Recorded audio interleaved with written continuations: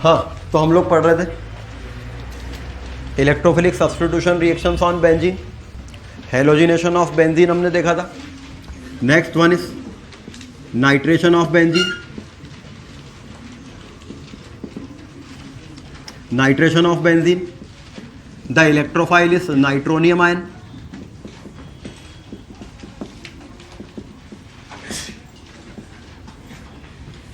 the electrophile is nitronium ion. When benzene reacts with concentrated nitric acid, when benzene reacts with concentrated nitric acid in the presence of a small amount of sulfuric acid, then it gives nitrobenzene.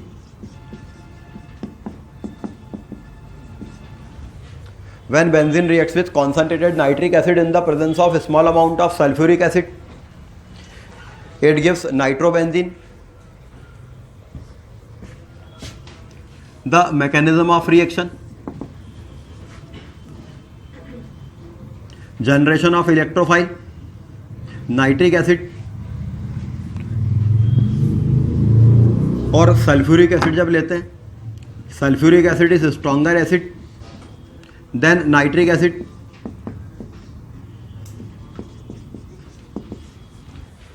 sulfuric acid dissociates to give H plus ion in the medium. Nitric acid acid है कि base है? इसका तो नाम ही है nitric acid. Nitric acid strong acid है या बेस है? Nitric acid is a strong acid, but in the presence of sulphuric acid it acts as a base. ये बेस की तरह बिहेव करता है और सल्फ्यूरिक एसिड से आने वाला एक H प्लस आयन गेन कर लेता है, और ऑक्सीजन के लोन पेयर पर जब ये H प्लस आयन जाकर लग जाता है तो ऑक्सीजन पे प्लस चार्ज क्रिएट हो जाता है। इस प्लस चार्ज के क्रिएट होने से ऑक्सीजन की इलेक्ट्रॉन खींचने की एबिलिटी बढ़ जाती है, जिसके कारण इस बॉन्ड से ये इलेक्ट्रॉन खींचकर बॉन्ड को तोड़कर वाटर निकल जाता है और पीछे एक नाइट्रोनियम आयन छूट जाता है। नाइट्रोजन पर पॉजिटिव चार्ज डेवलप हो जाता है। This ion is called nitronium ion. It is an electrophile क्योंकि इलेक्ट्रॉन डेफिशिएंट है। तो जनरेशन ऑफ इलेक्ट्रोफाइल, तो बेंजीन का जब नाइट्रेशन होता है तो इलेक्ट्रोफाइल नाइट्रोनियम आयन होता है। जनरेशन ऑफ इलेक्ट्रोफाइल हो गया। The next step for the reaction will be a take of electrophile. Now this nitronium ion as a electrophile attack करेगा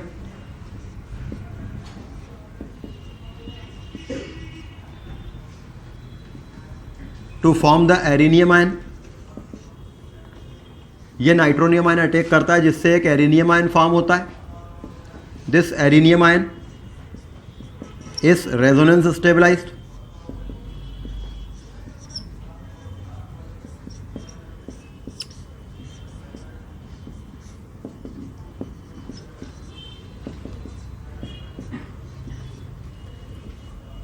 This adenine ion can also be indicated by this intermediate structure called sigma complex or valent intermediate और एरिनियम ion. तो nitronium ion के benzene पे attack करने से charge disperse हो जाता है पूरी रिंग पर। तो generation of electrophile, attack of electrophile. मगर इलेक्ट्रोफाइल के इस प्रकार से अटैक करने से रिंग में एरोमेटिसिटी लॉस्ट हो चुकी होती है।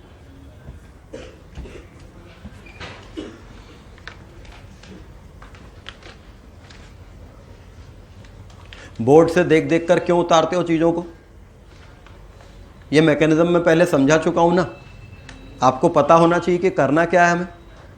इलेक्ट्रोफाइल कैसे जनरेट हुआ वो भले ही आपको नहीं पता हो, मगर इलेक्ट्रोफाइल जब जनरेट हो गया तो आप खुद अपनी कॉपी में करिए ना, उसको अटैक कराइए, प्रॉपर एरो लगा लीजिए बॉन्ड तोड़ने के। चार्ज कहाँ पर आना है पता चल जाएगा। वो चार्ज रेजोनेंस के थ्रू डिस्पर्स जहाँ तक हो सकता है इसको कराइए। आप खुद ये स्ट्रक्चर अपने आप से बना पाएंगे। इस तरह से ऑर्गेनिक केमिस्ट्री सीखनी चाहिए, ना कि बोर्ड की चीज़ों को बस उतारते जाना चाहिए। जहां नहीं समझ में आए वहां पर बोर्ड पे देख लेना चाहिए कि कौन सी स्टेप हम गलत कर रहे हैं। तो खैर, जनरेशन ऑफ इलेक्ट्रोफाइल किस प्रकार से होता है? Then attack of electrophile. Electrophile attack करता है, एरिनियम आयन बनता है, लेकिन इस एरिनियम आयन में एरोमेटिसिटी लॉस्ट हो चुकी है। टू रीगेन दैट एरोमेटिसिटी, ये एरिनियम आयन दो काम कर सकता है, या तो वापस से नाइट्रोनियम आयन को एक्सपेल करा दे, या फिर ज़्यादा इजी रहता है कि ये H+ आयन को एक्सपेल करा दे। तो इस प्रकार से H+ आयन एक्सपेल हो जाता है और एरोमेटिसिटी रीगेन हो जाती है।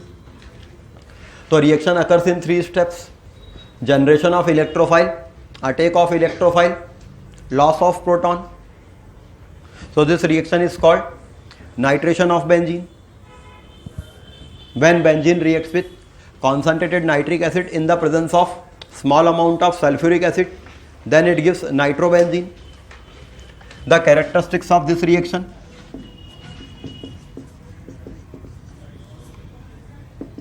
in this reaction the electrophile is nitronium ion.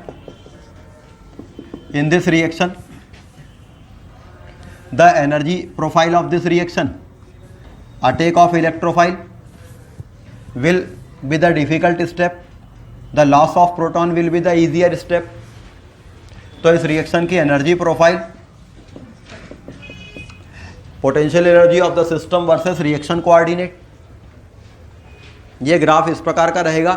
Attack of electrophile difficult step में होगा, loss of proton easier step में होगा, फास्ट स्टेप में हो रहा है. That's why primary kinetic isotope effect, primary kinetic isotope effect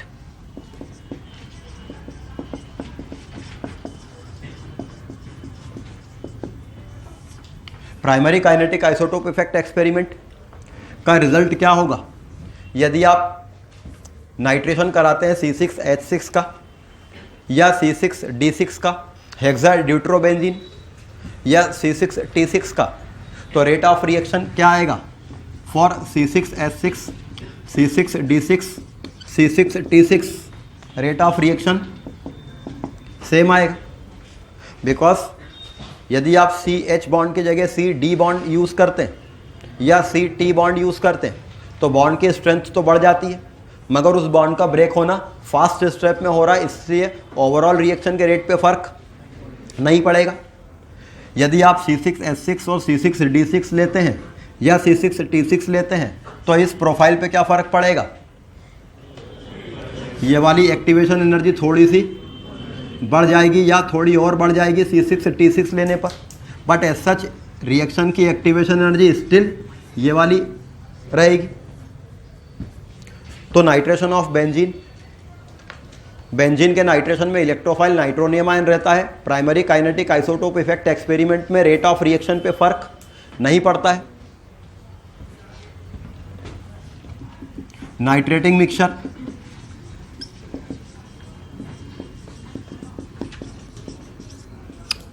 nitrating mixture, benzene का जब नाइट्रेशन कराया जाता है तो बेंजीन का नाइट्रेशन कराने के लिए कॉन्सनट्रेटेड नाइट्रिक एसिड और कॉन्सनट्रेटेड सल्फ्यूरिक एसिड का एक मिक्सचर लेते हैं. This mixture is called nitrating mixture. So nitrating mixture can be concentrated nitric acid and concentrated sulphuric acid mixture, but nitric acid alone can also be behave as a nitrating mixture. Benzene का nitration कराने के लिए सिर्फ concentrated nitric acid अकेला भी लिया जा सकता था, because concentrated nitric acid alone when taken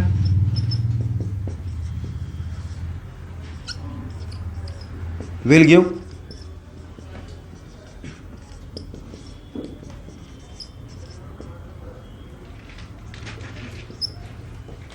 concentrated nitric acid अकेला अगर लेते हैं एज अ नाइट्रेटिंग मिक्सचर तो उसके दो मॉलिक्यूल पार्ट लेते हैं, एक एसिड का काम करता है, दूसरा बेस का काम करता है. जिसने बेस का काम किया वो तो यही काम करेगा, मगर जिसने एसिड का काम किया वो H plus ion plus NO3 minus ion देगा, इसलिए मीडियम में NO2 प्लस आयन भी बनेगा और माइनस आयन भी बनेगा।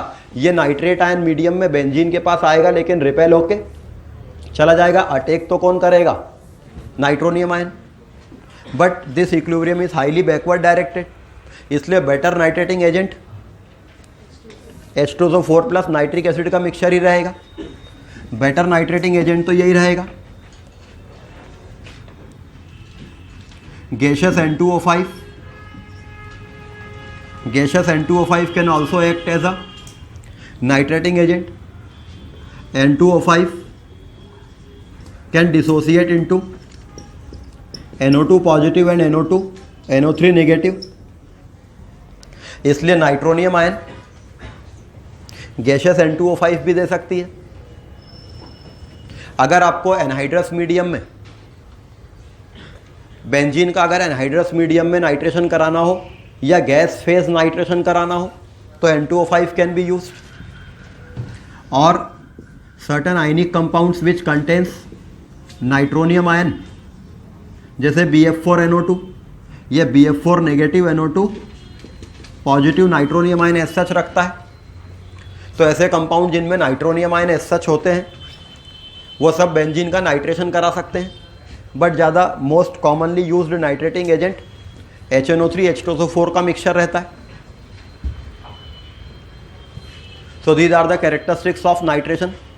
सो this reaction is called nitration of benzene. तो बेंजीन पर electrophilic substitution reaction, halogenation of benzene हमने देखा, nitration of benzene. Next one is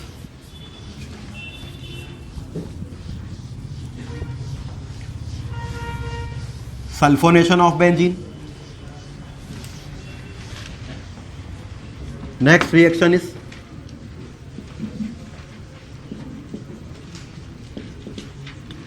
sulfonation of benzene. When benzene reacts with concentrated sulfuric acid,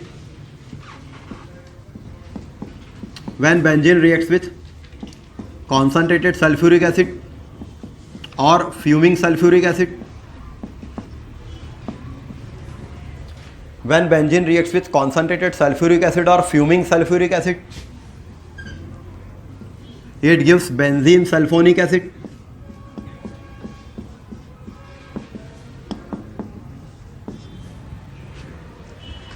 When benzene reacts with concentrated sulfuric acid or fuming sulfuric acid, it gives benzene sulfonic acid. यहाँ पर electrophile benzene पर attack करने के लिए कौन होना चाहिए? Electrophile कौन होना चाहिए? SO3H positive. But SO3H positive जैसी कोई चीज़ होती ही नहीं है, बिकॉज H2SO4 ब्रेक होगा तो कैसे ब्रेक होगा? H plus ion plus HSO4 1 minus ion. Sulphonation of benzene as compare to nitration, sulphonation of benzene as compare to nitration and halogenation कुछ बातों में डिफर करता है। पहली बात तो ये रिवर्सिबल रिएक्शन है। इसके पहले हमने देखा था हेलोजिनेशन ऑफ बेंजीन और sulphonation of benzene, sorry halogenation of benzene और nitration of benzene irreversible reaction थे। सल्फोनेशन ऑफ बेंजीन रिवर्सिबल रहता है। दूसरी बात, यहाँ पर इलेक्ट्रोफाइल न्यूट्रल मॉलिक्यूल SO3 होता है। यहाँ पर इलेक्ट्रोफाइल न्यूट्रल स्पीशीज SO3 होती है। इसके पहले कैटायनिक स्पीशीज इलेक्ट्रोफाइल थे। The mechanism of this reaction, इसीलिए फ्यूमिंग सल्फ्यूरिक एसिड लेते हैं।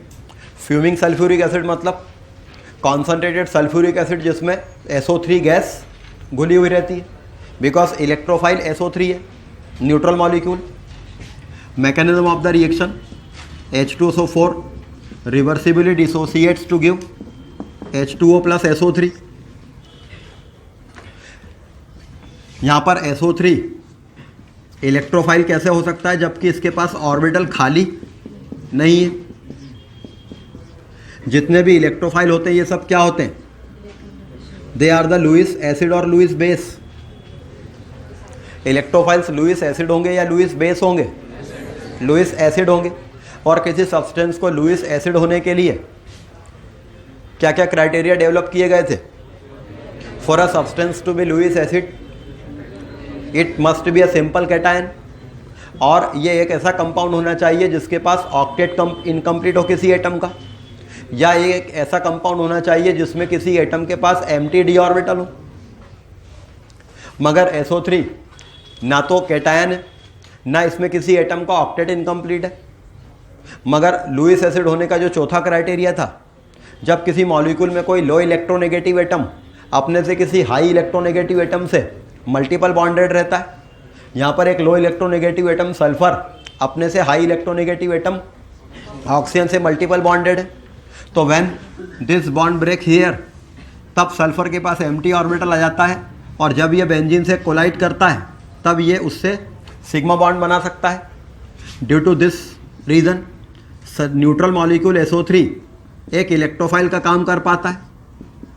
तो न्यूट्रल मॉलिक्यूल SO3 इलेक्ट्रोफाइल का जब काम करता है तो ये एरिनियम आयन बनता है, और फिर इस एरिनियम आयन के फर्दर आप कैनोनिकल स्ट्रक्चर वैसे ही बना सकते हो जैसे कि अभी तक बनाते थे।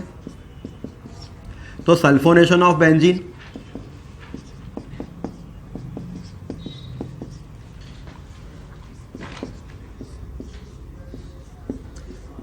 रिवर्सिबल रिएक्शन है।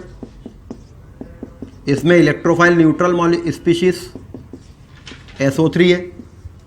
This is the arenium ion formed due to attack of SO3।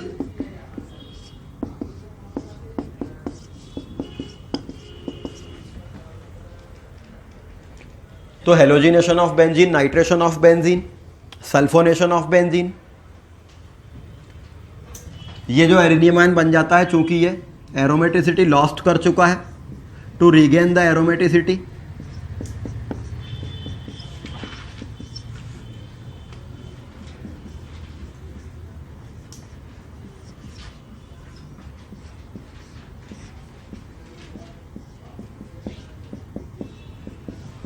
it will release H plus ion.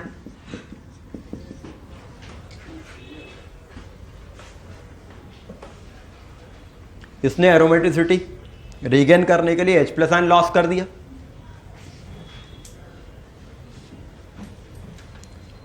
और वो H plus ion जो मीडियम में गया वो लेटर ऑन ये O नेगेटिव ट्रैप कर लेगा, और हेंस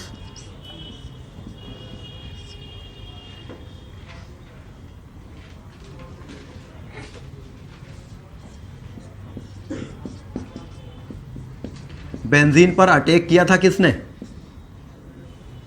SO3 ने, लेकिन फाइनली लगा हुआ आपको मिलेगा SO3H। तो this is the mechanism of sulphonation of benzene.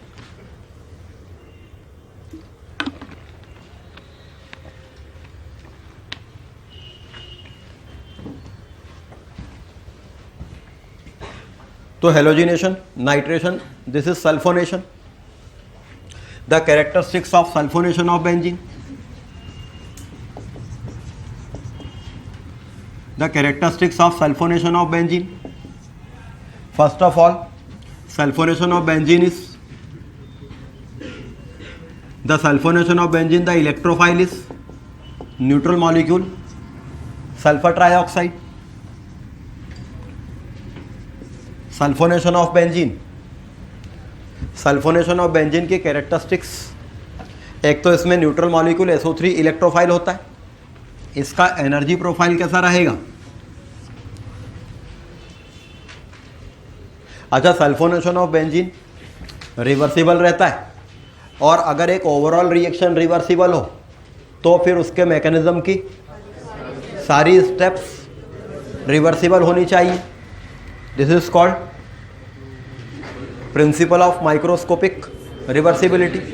अगर एक ओवरऑल रिएक्शन रिवर्सिबल है तो उसके मैकेनिज्म की सारी स्टेप्स रिवर्सिबल होंगी। This is called principle of microscopic reversibility.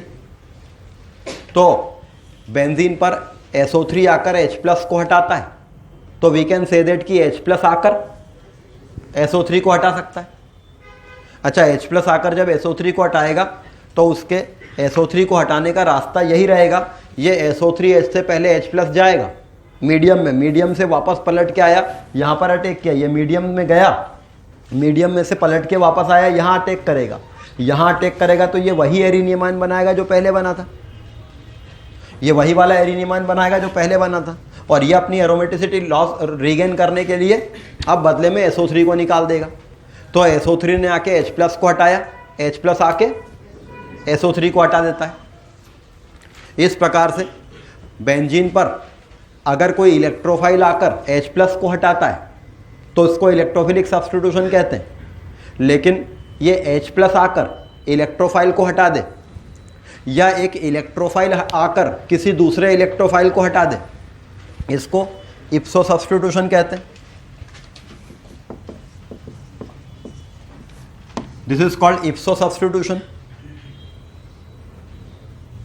जब बेंजीन पर पहले से लगे हुए किसी इलेक्ट्रोफाइल को कोई दूसरा इलेक्ट्रोफाइल आकर हटा देता है, सपोज ये Y और सपोज ये Z दोनों इलेक्ट्रोफाइल हैं,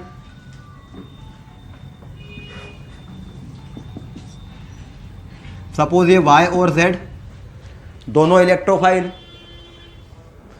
इलेक्ट्रोफिलिक सब्स्टिट्यूशन रिएक्शन कब कही जाती थी?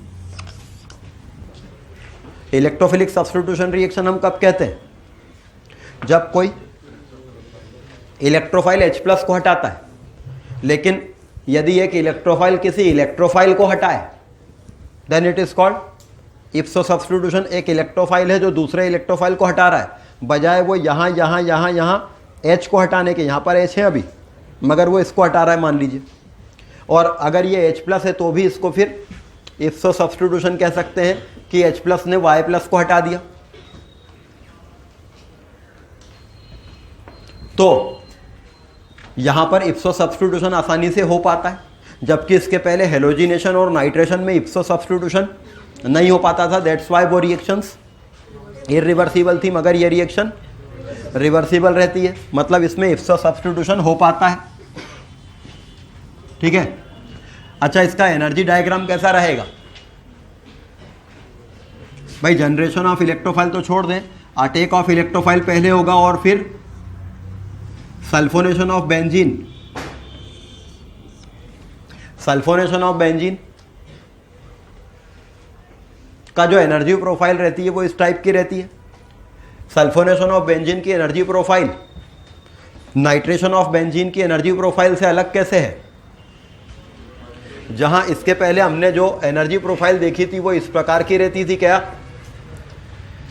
कि अटैक ऑफ इलेक्ट्रोफाइल की एक्टिवेशन एनर्जी काफ़ी ज़्यादा रहती थी, और यहाँ जब एरिनियम आयन बन जाता था तो ये एरिनियम आयन से H+ निकलने की एक्टिवेशन एनर्जी काफ़ी कम रहती थी।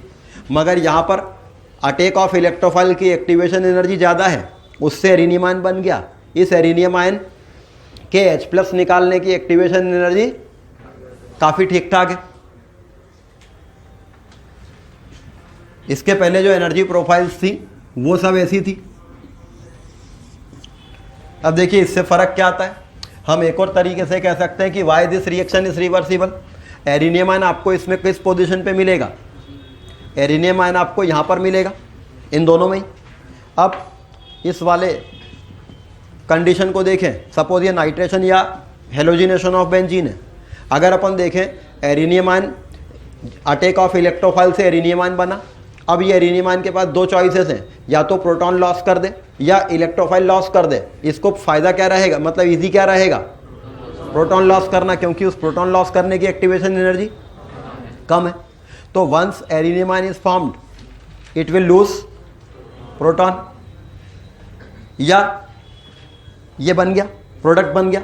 अब जब ये प्रोडक्ट बना है, मीडियम में से प्रोटॉन आया और प्रोटॉन आके टकराया और वापस इसको यहाँ ले आया, लेकिन फिर भी ये इधर ही जाएगा। मतलब एक बार ये इधर से आया तो इधर चला जाएगा, और अगर ये एरिनियम आयन इधर से बन गया तो इधर ही जाएगा। मतलब ये इधर से बन गया तो इधर नहीं जाएगा। Hence this reaction will be reversible and it will not undergo इप्सो substitution. But energy value इस टाइप की है, एरिनियम आयन इस अटैक से बन गया, प्रोटॉन लॉस कर सकता है, और इधर से बन गया तो इलेक्ट्रोफाइल लॉस कर सकता है। तो इन दोनों का लगभग एक जैसी हाइट का रहना, इन दोनों वैलीज का एक जैसा रहना, इन दोनों पीक्स का लगभग एक जैसी हाइट का रहना, this makes the reaction reversible and this makes the इप्सो substitution possible.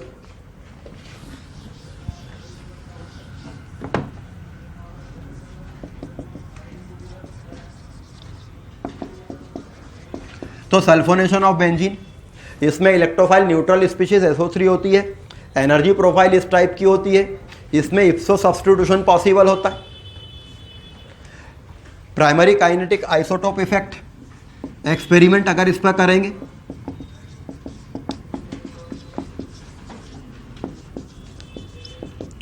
Primary kinetic isotope effect है जिसमें देखेंगे तो बेंजीन की जगह C6H6 की जगह C6D6 लेकर या C6T6 लेकर रिएक्शन करने पर रेट ऑफ रिएक्शन बदलेगा या नहीं बदलेगा? अब बदल जाएगा, बिकॉज अगर अपन ने C6H6 के बजाय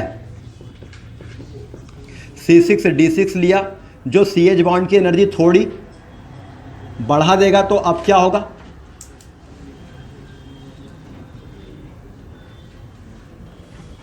अब ये वाली एनर्जी थोड़ी सी उस को एक्सीड कर जाएगी और ये डिफिकल्ट स्टेप सेकंड वाली हो जाएगी, और C6T6 लेने पर तो ऐसा हो जाएगा। मतलब rate of reaction for C6H6 will be faster than C6D6 will be faster than C6T6। तो जहां हेलोजिनेशन और नाइट्रेशन ऑफ बेंजीन में रेट ऑफ रिएक्शन चेंज नहीं होता है, यहां पर रेट ऑफ रिएक्शन चेंज हो जाता है।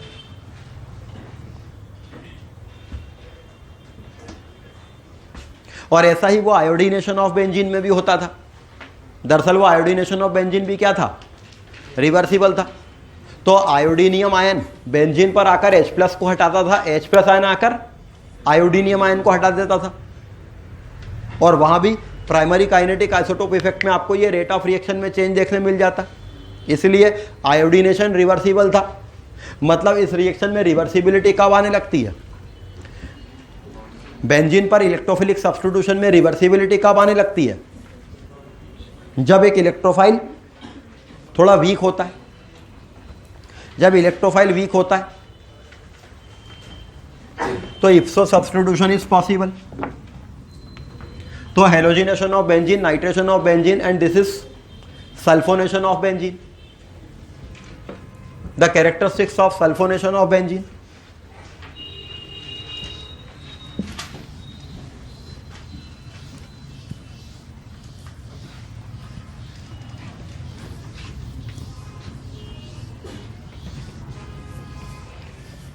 तो बेंजीन पर इलेक्ट्रोफिलिक सब्स्टिट्यूशन रिएक्शन के 3 एग्जांपल्स हमने देखे, हेलोजिनेशन, नाइट्रेशन, सल्फोनेशन।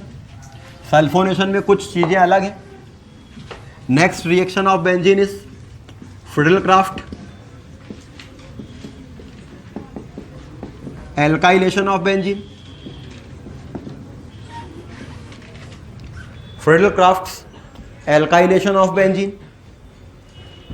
बेंजीन पर कोई एल्काइल ग्रुप यदि लग जाता है, when benzene reacts with some alkyl halide in the presence of anhydrous AlCl3,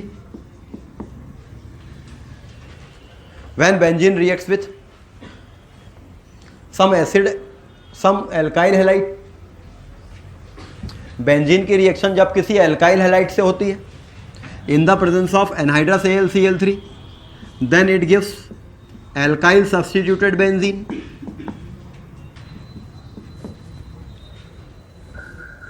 तब ये एल्काइल सब्स्टिट्यूटेड बेंजीन बनाती है। बेंजीन की रिएक्शन मिथाइल क्लोराइड से हुई तो टॉल्यूइन बन गई। द मैकेनिज्म ऑफ रिएक्शन, यहां पर इलेक्ट्रोफाइल कौन होगा? CH3+ आयन, मतलब एक कार्बोकैटायन। फ्रिडल-क्राफ्ट एल्काइलेशन रिएक्शन में इलेक्ट्रोफाइल एक कार्बोकैटायन होता है। The generation of electrophile, Lewis acid AlCl3 electron deficient है। लुईस एसिड जो रहते हैं ये इलेक्ट्रॉन डेफिशिएंट होते हैं। ये CH3Cl मीडियम में कार्बन क्लोरीन बॉन्ड पोलर है, कार्बन की इलेक्ट्रोनेगेटिविटी कम है, क्लोरीन की इलेक्ट्रोनेगेटिविटी ज़्यादा है, हेंस ये बॉन्ड पोलर है। बट ये कोवेलेंट बॉन्ड है, ये ब्रेक अपने आप नहीं होगा। बट मीडियम में लुईस एसिड जो कि इलेक्ट्रॉन डेफिशिएंट है, ये इस क्लोराडाइन को अपनी तरफ खींचता है और इससे ये इस बॉन्ड को ब्रेक कर देता है और मीडियम में एक कार्बोकेटायन जनरेट करा देता है। तो लुईस एसिड AlCl3 या BCl3 या कोई सा भी लुईस एसिड यहाँ लेते तो वो मीडियम में हेलाइड आयंस को पुल कर लेता और एक कार्बोकेटायन जनरेट करा देता। हालांकि ये carbocation as a full fledge carbocation नहीं बन पाएगा क्योंकि ये बहुत अनस्टेबल कार्बोकेटायन है। तो वो AlCl4 इसको तब तक पकड़े रहता है जब तक ये किसी पर अटैक, बट फिलहाल हम इसको as a full fledge carbocation लिख लेते हैं। वैसे ये इससे जुड़ा रहेगा, कॉम्प्लेक्स रहेगा। ये फुल फ्लेज कार्बोकेटायन तब बनता जब ये टर्शरी या कोई और ज़्यादा स्टेबल कार्बोकेटायन रहता, तो फिर एक फुल फ्लेज आयन के फॉर्म में मीडियम में बन जाता। एनीवे, इलेक्ट्रोफाइल जनरेट हो गया, बाकी के आगे की कहानी आपको पता है क्या होनी है। As soon as the electrophile is generated in the medium, the attack of electrophile, electrophile का अटैक होगा, एरिनियम आयन बनेगा। This arenium ion as soon as formed in the rate determining step will undergo loss of proton, ये proton loss करके वापस से aromaticity regain कर लेगा and this H+ ion ये मीडियम में उस AlCl4 से AlCl3 को रीजनरेट कर देगा। So this reaction is called Friedel-Crafts alkylation reaction.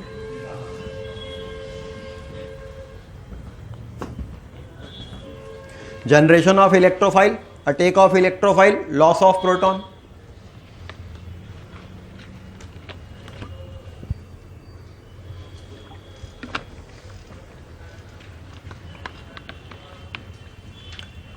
Generation of electrophile, attack of electrophile and loss of proton.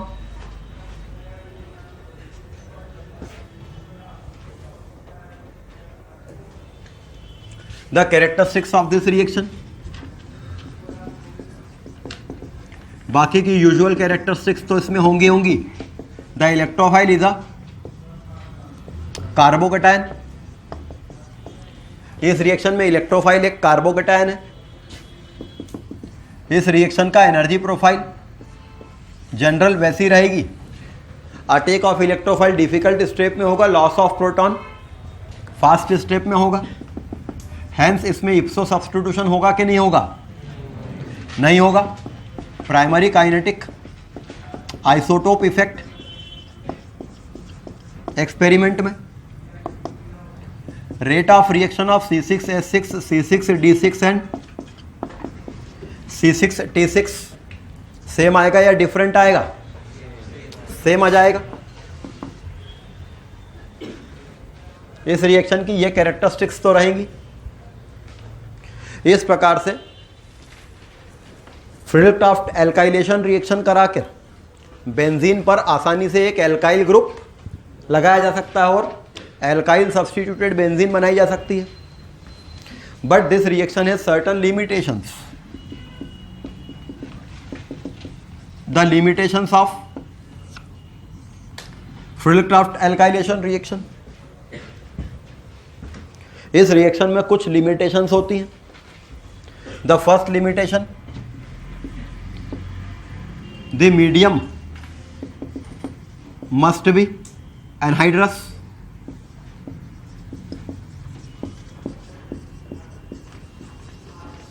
Medium completely anhydrous होना चाहिए।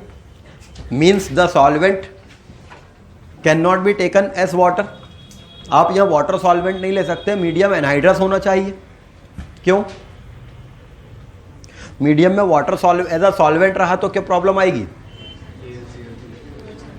अगर मीडियम में सॉल्वेंट के रूप में वाटर रहा तो वो AlCl3 को अपने लोन पेयर दे देगा और ये AlCl3 जब वाटर से लोन पेयर ले लेगा तो फिर ये इलेक्ट्रॉन डेफिशिएंट नहीं रह जाएगा, और जब ये इलेक्ट्रॉन डेफिशिएंट नहीं रह जाएगा तो ये मीडियम में से क्लोराडांस को लेकर इलेक्ट्रोफाइल कार्बोकैटायन को जनरेट नहीं कर पाएगा।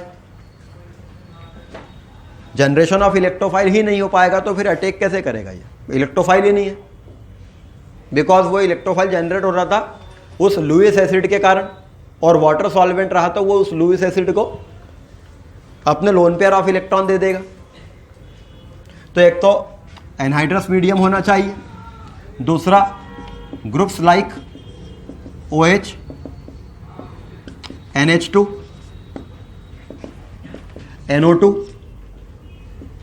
SO3H, COOH, etc.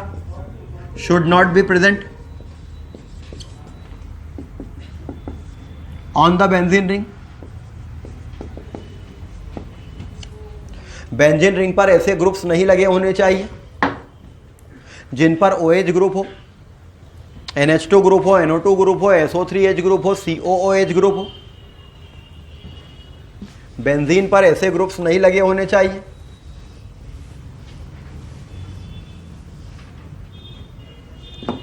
अगर मान लीजिए बेंजीन पर ऐसे ग्रुप लगे हुए हों जो खुद लोन पेयर रखते हों, तो मीडियम में भले ही आपने एनहाइड्रस कंडीशन ली है, मगर वो ग्रुप अपने लोन पेयर AlCl3 को दे देगा। Again it will be trapped and hence it will not be free in the medium to generate the electrophile.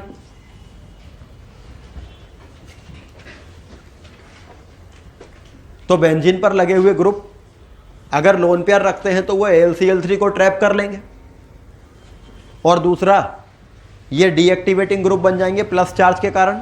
ये बेंजीन रिंग से इलेक्ट्रॉन खींचने लग जाएंगे और इलेक्ट्रोफाइल के अटैक को यहाँ डिसफेवर कर देंगे। तो इसलिए बेंजीन पर ऐसे ग्रुप नहीं लगे होने चाहिए, मीडियम एनहाइड्रस होना चाहिए। Another limitation of Friedel-craft alkylation reaction. Friedel-craft alkylation reaction में एक प्रॉब्लम और आती है। सपोज आपने बेंजीन की रिएक्शन कराई with ethyl chloride in the presence of anhydrous AlCl3, तो आपको प्रोडक्ट क्या मिलेगा? The product will be ethyl benzene. I hope कि आप समझ जाएंगे कैसे बनेगा। मतलब यहां पर कार्बोकैटायन क्या जनरेट हुआ होगा? CH3 CH2 positive ethyl carbocation, then वो अटैक कर देगा। अच्छा, बेंजीन की रिएक्शन अगर हमने CH3 CH2 CH2 Cl1 chloropropane से कराई एनहाइड्रस AlCl3 के प्रेजेंस में, यहां पर प्रोडक्ट क्या मिलना चाहिए? 1 फिनाइल प्रोपेन या 2 फिनाइल प्रोपेन। यहां पर प्रोडक्ट क्या मिलना चाहिए? 1 फिनाइल प्रोपेन या 2 फिनाइल प्रोपेन। यहां पर प्रोडक्ट मिलना चाहिए, the only product must be 1 phenyl propane. इस रिएक्शन में दोनों प्रोडक्ट मिलते एंड मेजर प्रोडक्ट ये मिलता है।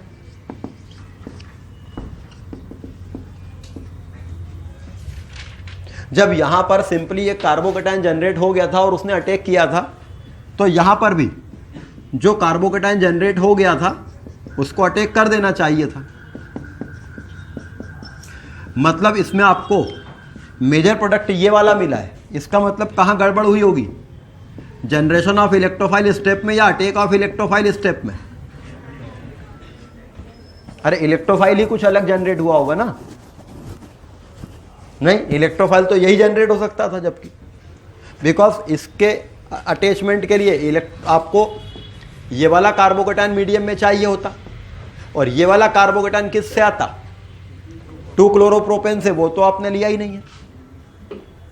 दरअसल होता क्या है, इलेक्ट्रोफाइल तो यही वाला जनरेट होता है। ये एक प्राइमरी कार्बोकैटायन है या सेकेंडरी कार्बोकैटायन है?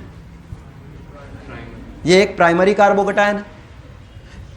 ये प्राइमरी कार्बोकैटायन मीडियम में बनता है, लेकिन जैसे ये बनता है ये बेंजीन पर अटैक करने के बजाय ये एक नया काम कर लेता है। ये अपने बगल का जो कार्बन है उससे एक H माइनस आयन अपनी तरफ पुल कर लेता है। ये अपने बगल का कार्बन एटम से एक H माइनस आयन अपनी तरफ पुल कर लेता है। This is called 1,2 hydride shift. इसको 1,2 हाइड्राइड शिफ्ट कहते हैं क्योंकि हाइड्रोजन H माइनस आयन के फॉर्म में पुल हुआ है। H minus ion is called hydride, जबकि H plus ion is called proton. तो ये 1,2 हाइड्राइड शिफ्ट हुआ है। दिस सिंबल, ये वेव लाइक सिंबल शिफ्ट का सिंबल रहता है। जो शिफ्ट हुआ है उसको लिख देते सामने। This is called 1,2 hydride shift. और इस हाइड्राइड शिफ्टिंग के कारण क्या होता है, पॉजिटिव चार्ज इस वाले कार्बन पर चला जाता है और इसके पास एक H आ जाता है। और अब ये कार्बोकेटायन किस में बदल गया, एक ज़्यादा स्टेबल कार्बोकेटायन सेकेंडरी में। इसके पास केवल 2 अल्फा H थे हाइपर कॉन्जुगेशन देने के लिए, मगर इसके पास 6 अल्फा H है। The driving force of this hydride shift is the stability of carbocation. इसका मतलब है ऐसी रिएक्शंस में जिनमें कार्बोकेटायंस इन्वॉल्व होते हैं, आपको दिमाग में ये बात ध्यान रखनी चाहिए कि वो कार्बोकेटायन क्या कर सकता है। एक कार्बोकेटायन कैटायन होता है, इसलिए वो किसी एनायन से जुड़ सकता है, पहला काम। एक कार्बोकेटायन कैटायन होता है, वो अपने बगल के कार्बन से H प्लस लूज करके एल्कीन बन सकता है। लेकिन एक कार्बोकेटायन उसके पहले अपने बगल के कार्बन से हाइड्राइड शिफ्ट कर सकता है और वो एक ज्यादा स्टेबल कार्बोकेटायन में बदल सकता है। तो एक कार्बोकेटायन जब मीडियम में बनता है तो वो ज्यादा स्टेबल कार्बोकेटायन में बदलने के लिए 1,2 हाइड्राइड या 1,2 मिथाइल शिफ्ट कर सकता है और हेंस ये जाकर बेंजीन पर अब अटैक करेगा।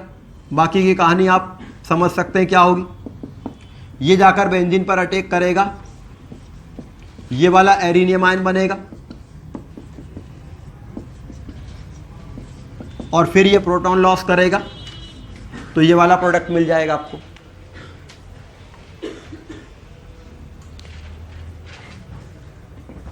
This is called rearrangement of carbocation. तो फ्रिडल-क्राफ्ट एल्काइलेशन रिएक्शन में आपको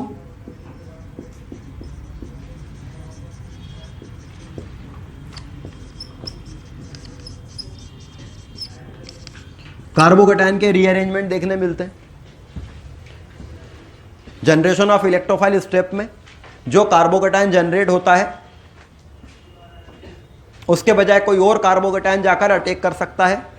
and the driving force for this carbocation rearrangement is the stability of carbocation to convert into a more stable carbocation.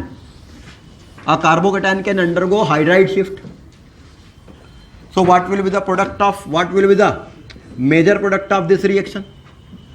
Questions में आपको major product अगर पूछा जाता है तो आपको मेजर प्रोडक्ट बताना चाहिए।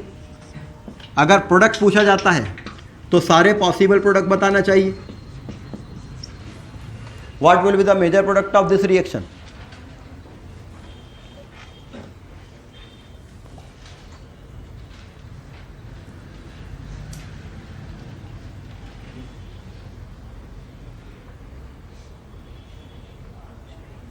इस रिएक्शन का मेजर प्रोडक्ट क्या होगा?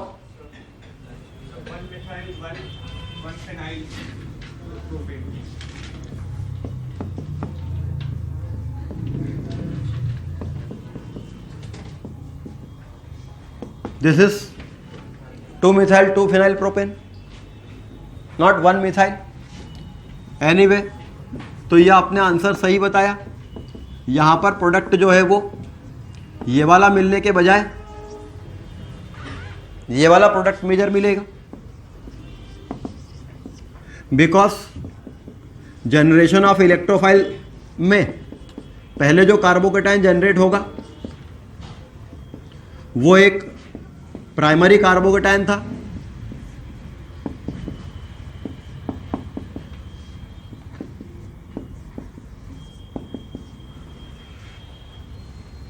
बट ये प्राइमरी कार्बोकेटायन 1,2 हाइड्राइड शिफ्ट कर लेगा and it will convert into a more stable tertiary carbocation that will finally attack. So the product of this reaction will be this one. ये major product होगा, वो minor होगा, हालांकि बनेगा ज़रूर, because ये जो कार्बोकेटायन बनेगा ये है तो रिएक्टिव इंटरमीडिएट, इसके पास बहुत टाइम नहीं है। एज सुन एज ये बनेगा ये तत्काल रिएक्ट करना चाहता है, इसलिए कुछ अमाउंट इसका ही अटैक कर सकता है बेंजीन पर, बिकॉज ये एक रिएक्टिव इंटरमीडिएट है, ये ज़्यादा स्टे नहीं करेगा मीडियम में। अच्छा, एक काम करते हैं, इस मॉलिक्यूल में यहाँ एक CH3 ग्रुप कर दिया, सो देट बगल के कार्बन के पास एक भी H नहीं छोड़ा अपन ने। तब इस रिएक्शन में कितने प्रोडक्ट्स बनेंगे और मेजर प्रोडक्ट कौन होगा? यदि एक से ज़्यादा प्रोडक्ट बन रहे हैं तो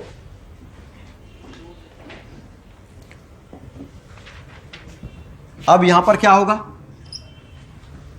चूंकि बगल के कार्बन के पास H है ही नहीं, हेंस ये कार्बोकेटायन जो बनेगा ये हाइड्राइड शिफ्ट नहीं कर पाएगा, हेंस इसी को बेंजीन पर अटैक करना पड़ेगा, हेंस प्रोडक्ट जो रहेगा वो ये बन जाएगा।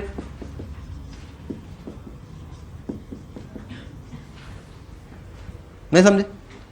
क्योंकि हाइड्राइड शिफ्ट नहीं, मेजर प्रोडक्ट ये नहीं रहता है, मेजर प्रोडक्ट ये रहता है। इस बात से हमें क्या शिक्षा मिलती है?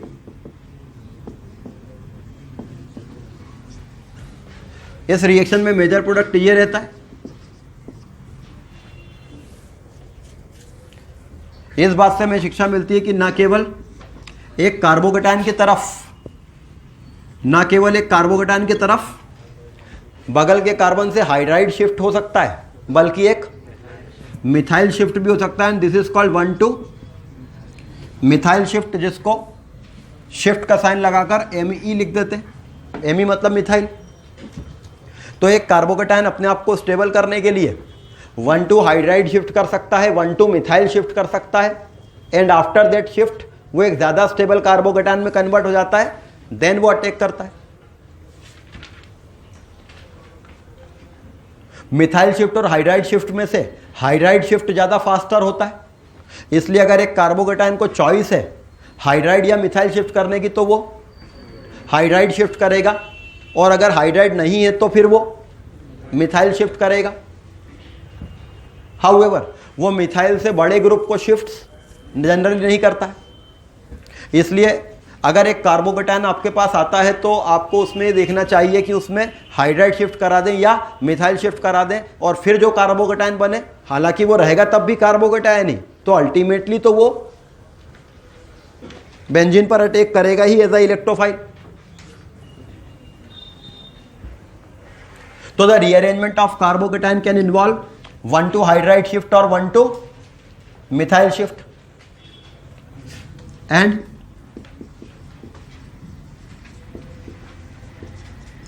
another limitation is the polyalkylation. Friedel-Crafts alkylation reaction की दूसरी लिमिटेशन रहती है पॉलीएल्काइलेशन।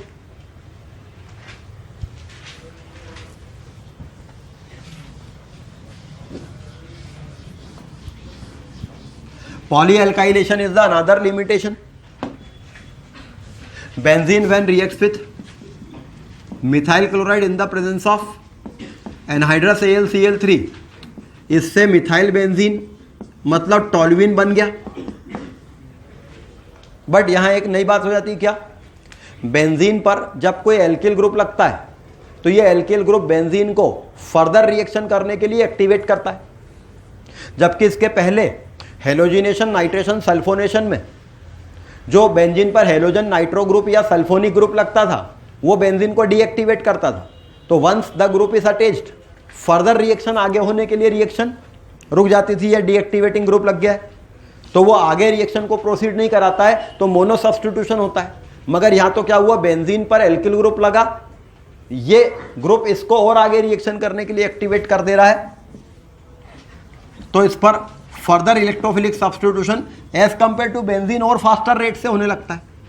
इसलिए एक ग्रुप लगने के बाद अगला ग्रुप लग जाता है फिर, और फिर इस पर एक और ग्रुप लग जाता है। इस प्रकार से ये ring further poly substitution product देने लगती है। हेंस मोनो सब्स्टिट्यूशन थोड़ा सा डिफिकल्ट हो जाता है। बेंजीन पर मोनो सब्स्टिट्यूशन थोड़ा डिफिकल्ट हो जाता है।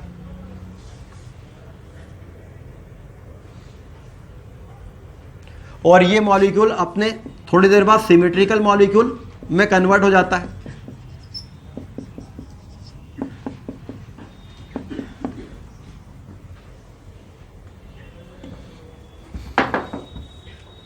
तो फ्रिडल-क्राफ्ट एल्काइलेशन रिएक्शन है certain limitations.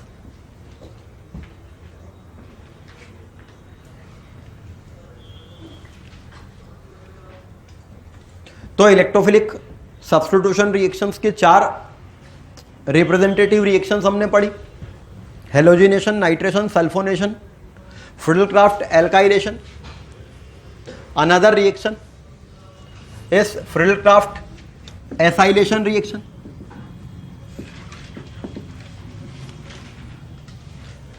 Friedel-Crafts alkylation, Friedel-Crafts acylation, RC double bond O group. The functional group RC double bond O. This is called acyl group. ये ग्रुप एसाइल ग्रुप कहलाता है. That's why this ion will be called as acylium ion. ये ion acylium ion कहलाएगा. और benzene पर अगर आपने acyl group लगा दिया then this reaction must be called as Friedel-Crafts acylation. When benzene reacts with an acid halide in the presence of anhydrous AlCl3, benzene की reaction अगर किसी एसिड हैलाइड से कराई जाती है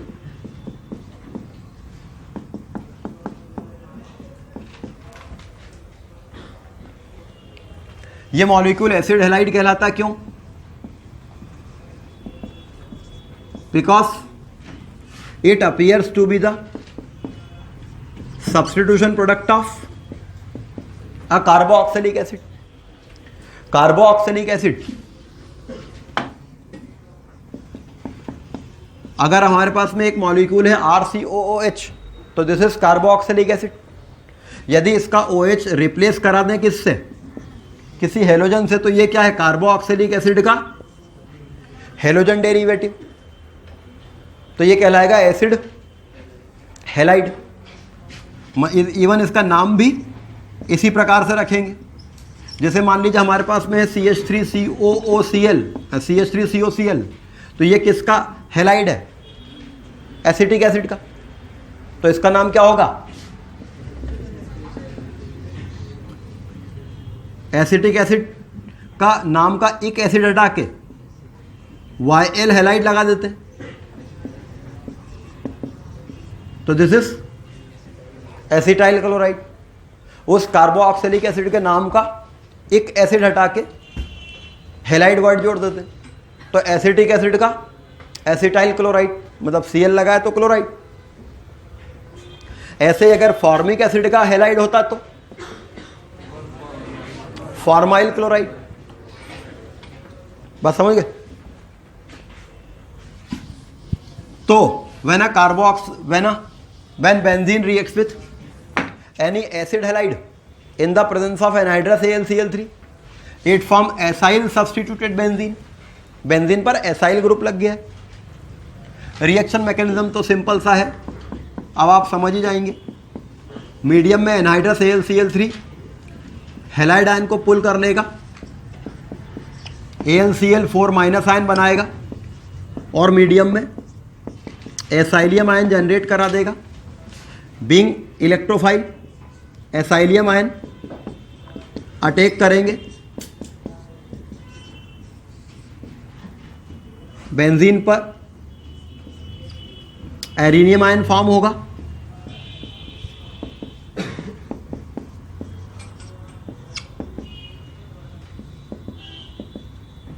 जो कि प्रोटॉन लॉस कर देगा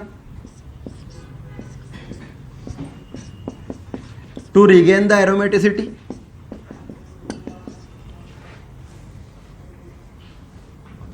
and this H plus ion will regenerate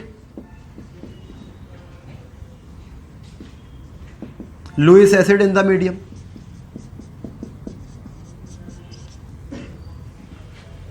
मतलब एक ही कॉमन रिएक्शन मैकेनिज्म है अपने पास, बस हम क्या बदलते जा रहे हैं, इलेक्ट्रोफाइल को बदलते जा रहे हैं.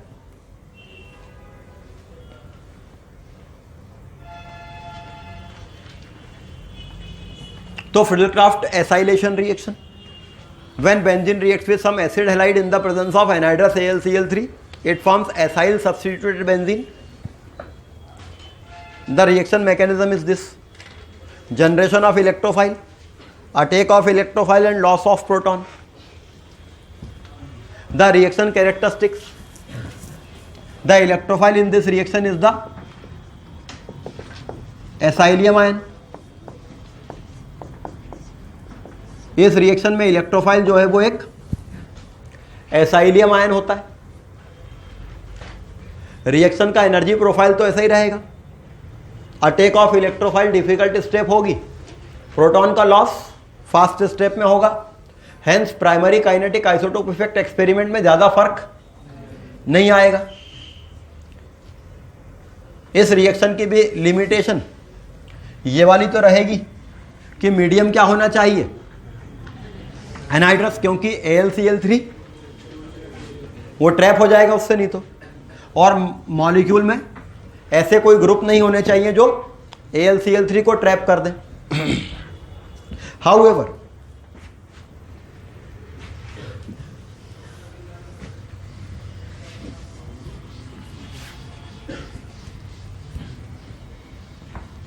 मान लीजिए बेंजीन पर Friedel-Crafts एसाइलेशन कराने के लिए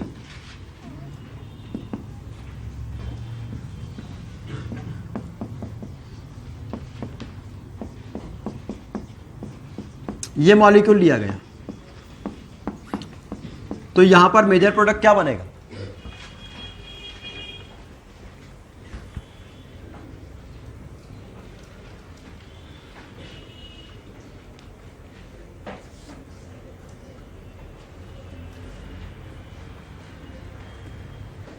जनरेशन ऑफ इलेक्ट्रोफाइल में क्या होगा, पहले एक एसाइलियम आयन जनरेट होगा ना, जब AlCl3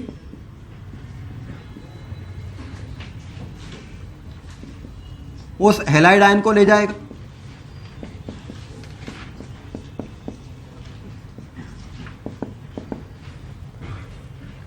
अभी क्या होगा,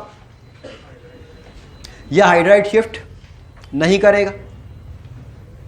अगर यह हाइड्राइड शिफ्ट कर ले तो आपको ये लगता है कि ये एक ज़्यादा स्टेबल कार्बोकैटायन में बदल जाएगा और फिर ये बेंजीन पर अटैक करेगा. मगर ऐसा नहीं होगा, एज सच ये खुद ही बेंजीन पर अटैक करेगा. ये एसाइलियम आयन कार्बोकैटायन की तरह हाइड्राइड या मिथाइल शिफ्ट नहीं करता है. नाउ रीजन क्या होना चाहिए,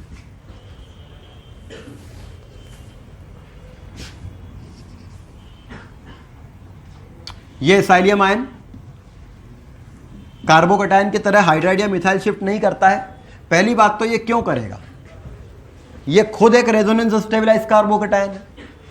इस कार्बन के पास एम्प्टी ऑर्बिटल है, बगल के एटम के पास लोन पेयर है.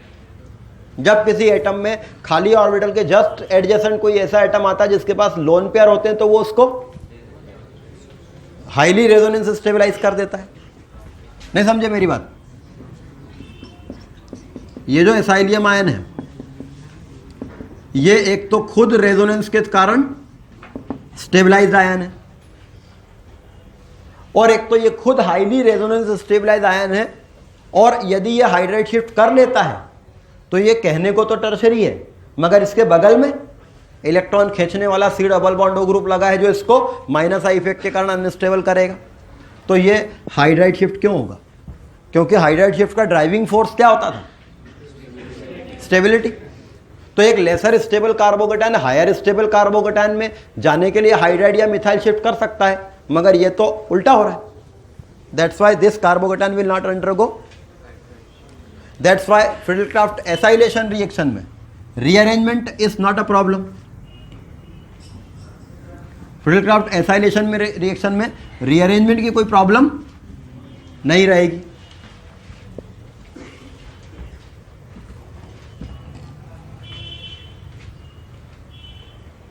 ये बात समझे क्या? Acylium ion will not undergo rearrangement because वो ऑलरेडी रेजोनेंस स्टेबलाइज्ड है।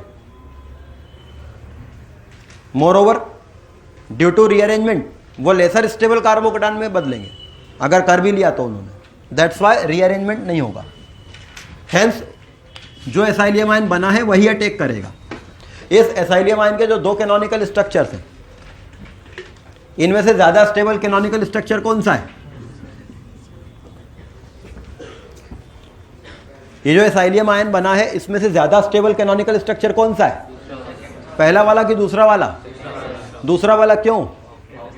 क्योंकि इसमें सभी एटम्स का ऑक्टेट कंप्लीट है। अच्छा एक बात है, पहले वाले कैनोनिकल स्ट्रक्चर में पॉजिटिव चार्ज कार्बन पे है, हेंस बेंजीन पर ये अटैक करेगा थ्रू कार्बन और अटैच होगा थ्रू कार्बन। लेकिन दूसरे वाले में पॉजिटिव चार्ज ऑक्सीजन पे है, तो एक और प्रोडक्ट बन सकता था कौन सा? जिसमें ये बेंजीन पे अटैच होता थ्रू? नहीं बनेगा। क्यों? नहीं, ऑक्सीजन कंप्लीट ऑक्टेट है वो एक अलग बात है। इसको आप यूं समझो कि ऑक्सीजन पे प्लस चार्ज तो है मगर वहां ऑर्बिटल खाली थोड़ी है, वो तो फॉर्मल चार्ज है बस। इस ऑक्सीजन पे प्लस चार्ज आपको दिख रहा है बट ऑर्बिटल खाली थोड़ी है, बॉन्ड करेगा किससे वो? तो rearrangement is not the problem in Friedel Crafts acylation reaction and polyacylation is also is not a problem because polyacylation नहीं होता है। बिकॉज जो एसाइल ग्रुप बेंजीन पर लग जाता है ये बेंजीन को डीएक्टिवेट करता है आगे रिएक्शन करने के लिए, इसलिए केवल एक ही एसाइल ग्रुप लगता है, बाकी आगे रिएक्शन ज्यादा नहीं होती। तो as compare to Friedel Crafts alkylation, Friedel Crafts acylation reaction has lesser limitations. यहां पर रीअरेंजमेंट की लिमिटेशन नहीं है और पॉली एसाइलेशन की लिमिटेशन नहीं है। तो बेंजीन पर फिडलक्राफ्ट एसाइलेशन हमने करा लिया।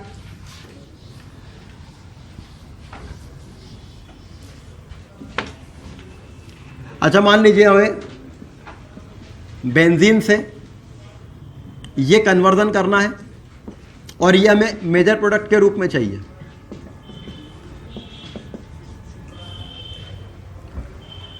बेंजीन पर हमें एन प्रोपाइल ग्रुप लगाना है, 1 फिनाइल प्रोपेन बनाना है और मेजर क्वांटिटी में चाहिए। तो हम जानते हैं कि फिडलक्राफ्ट एल्काइलेशन रास्ता तो ये मेजर प्रोडक्ट नहीं देगा, अभी देखा ना। तो इसको मेजर अमाउंट में बनाने के लिए क्या करें? बेंजीन की रिएक्शन 1 क्लोरोप्रोपेन से कराएंगे एनहाइड्रस AlCl3 में, तब आपको ये मेजर प्रोडक्ट ना मिलकर आपको ये मेजर प्रोडक्ट मिलेगा, अभी देखा था।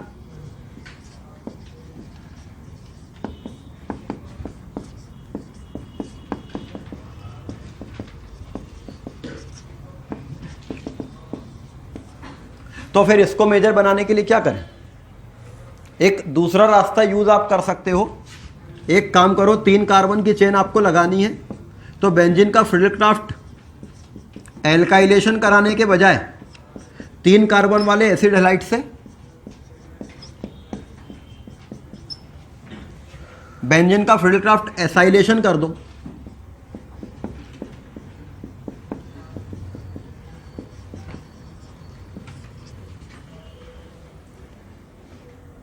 और अब किसी तरह से उस C double bond O group को CH2 ग्रुप में कन्वर्ट कर दो।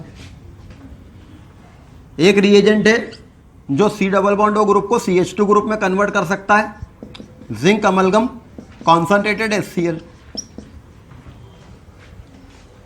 अगर कोई कंपाउंड जिसमें C डबल बॉन्ड हो, कीटोनिक फंक्शनल ग्रुप हो, उसको जिंक अमलगम कॉन्सनट्रेटेड HCl से ट्रीट कर दें, then C double bond O group changes into CH2 group.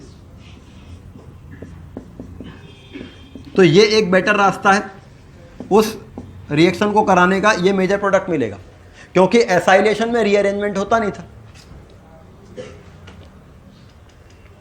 This conversion of C double bond O group into CH2 group by zinc amalgam concentrated as Cl is called Clemenson's reduction. This reaction is called Clemenson's reduction.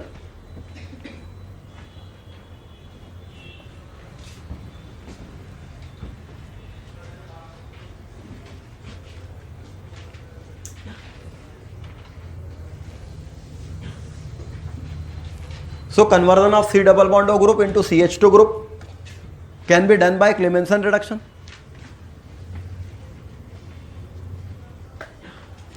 या एक और reagent है जिससे आप C double bond O को CH2 group में convert कर सकते हो।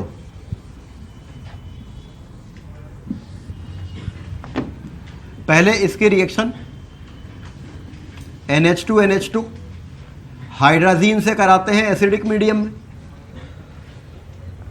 इस ग्रुप की रिएक्शन पहले NH2NH2 हाइड्राजीन से कराते हैं एसिडिक मीडियम में और बाद में मीडियम को बेसिक कर देते हैं किसी स्ट्रॉन्ग बेस से। This reaction is called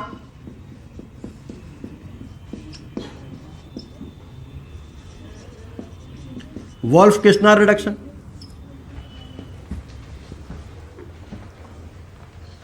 C double bond O group can be converted into CH2 group either by Clemenson reduction or by Wolff-Kishner reduction.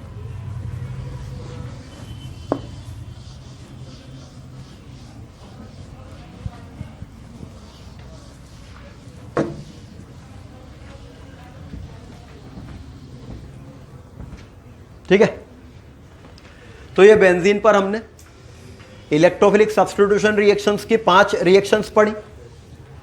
Halogenation, nitration, sulphonation, alkylation, acylation. Benzene के अलावा और दूसरे जो aromatic compounds हैं जैसे pyridine, उन पर भी इलेक्ट्रोफिलिक सब्स्टिट्यूशन हो जाता है।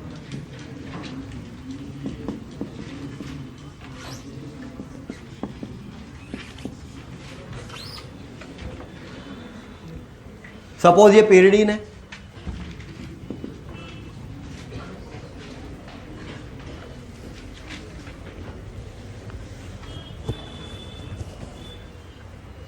नौ पिरिडीन में जो नाइट्रोजन रहता है ये इलेक्ट्रॉन खींचता है, हेंस इसमें डायपोल इस डायरेक्शन में रहता है क्योंकि नाइट्रोजन पूरी रिंग से इलेक्ट्रॉन खींचता है अपनी हाई इलेक्ट्रोनेगेटिविटी के कारण। तो इलेक्ट्रोफाइल का अटैक इस वाली रिंग पर ज्यादा इजीली होगा या बेंजीन रिंग पर होगा?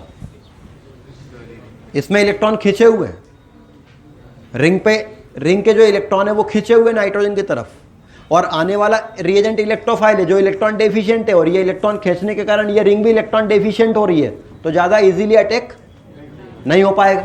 That's why as compare to benzene ring, pyridine पर अटैक ऑफ इलेक्ट्रोफाइल थोड़ा डिफिकल्ट होगा, hence rate of reaction benzene के बजाय पिरिडीन की कम रहेगी। दूसरी बात, जब नाइट्रेशन होगा तो NO2 ग्रुप बेंजीन पर तो कहीं भी लग जाता, वो सब एक ही जगह है, लेकिन नाइट्रो ग्रुप यहां लगना और यहां लगना अलग बात है। मतलब इसको अपन 1 बोले, ये नंबरिंग में 1 है तो 2, 3, 4, 5, 6 ये दोनों पोजीशन आइडेंटिकल हैं, ये दोनों आइडेंटिकल हैं। तो अपने पास 2 नाइट्रो पिरिडीन, 3 नाइट्रो पिरिडीन और 4 नाइट्रो पिरिडीन, 3 अलग कंपाउंड है। मतलब बेंजीन का मोनोनाइट्रो डेरिवेटिव कितने होंगे? बेंजीन के मोनोनाइट्रो डेरिवेटिव कितने होंगे? एक ना, आप कहीं भी लगा दो ना, सारी पोजीशन तो आइडेंटिकल है, मगर पिरिडीन के मोनोनाइट्रो डेरिवेटिव कितने होंगे? 3 होंगे, 2 नाइट्रो पिरिडीन, 3 नाइट्रो पिरिडीन और अच्छा, जब पिरिडीन का नाइट्रेशन करेंगे तो नाइट्रेशन मेजर अमाउंट में 3rd पोजीशन पर होता है।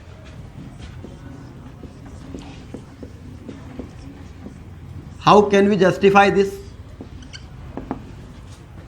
मेजर अमाउंट में जो नाइट्रेशन होता है वो थर्ड पोजीशन पे होता है as compare to second and fourth. उसको सिंपली हम इस प्रकार से जस्टिफाई कर सकते हैं, pyridine पर जब nitronium ion as a electrophile attack करते, अब पूरा रिएक्शन मैकेनिज्म लिखने की जरूरत थोड़ी है, अगर ये 2 पोजीशन पे अटैक करते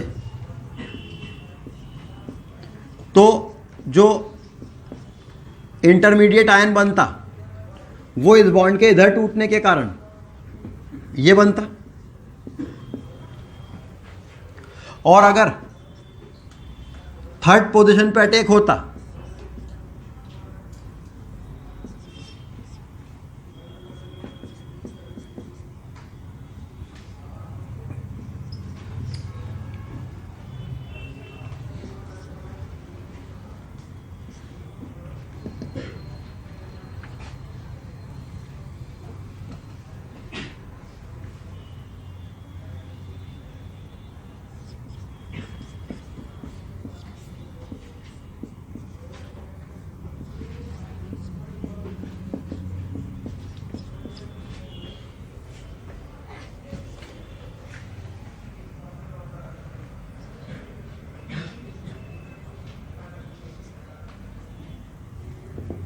ये वाला एरिनियम आयन बनता, और फोर्स पे अटैक होता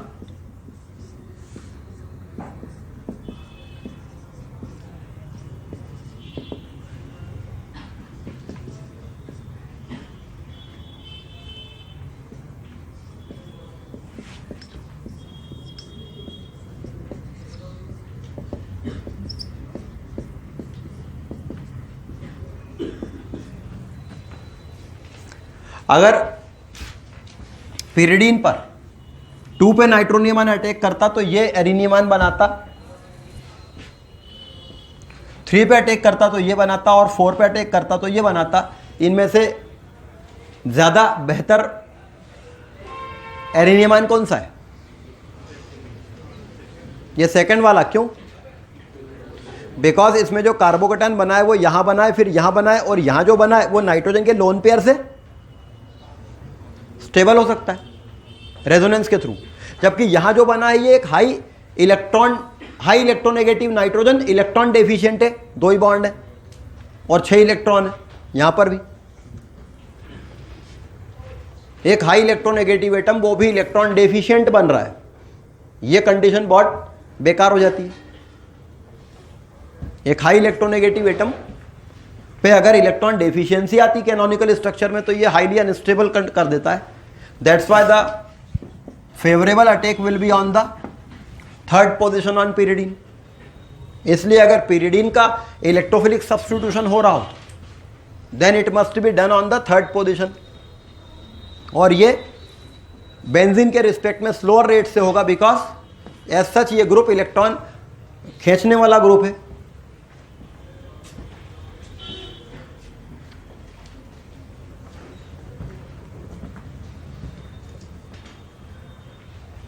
मतलब रिंग में इलेक्ट्रॉन डेंसिटी बेंजीन के कंपैरिजन में रिंग में इलेक्ट्रॉन डेंसिटी कम हो जाएगी। ये इलेक्ट्रॉन डेफिशिएंट रिंग की तरह काम करेगी एक तरह से।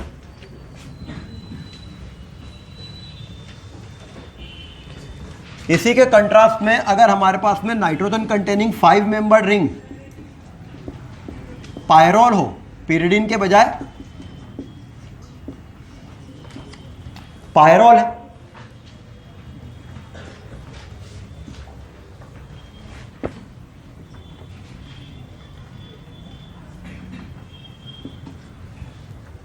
ये pyridine थी। अगर pyridine के बजाय आपके पास पायरोल रिंग है तो एक तो इसमें क्या होता है, नाइट्रोजन का जो लोन पेयर है वो रिंग में रेजोनेंस में इन्वॉल्व है, और हेंस ये रिंग की तरफ इलेक्ट्रॉन भेजता है, ये रिंग की तरफ इलेक्ट्रॉन भेजता है, और हेंस ये बेंजीन के रिस्पेक्ट में इलेक्ट्रोफाइल के अटैक को फेवर करेगा। ये रिंग में इलेक्ट्रॉन भेजता है, डायपोल की डायरेक्शन इधर रहती है।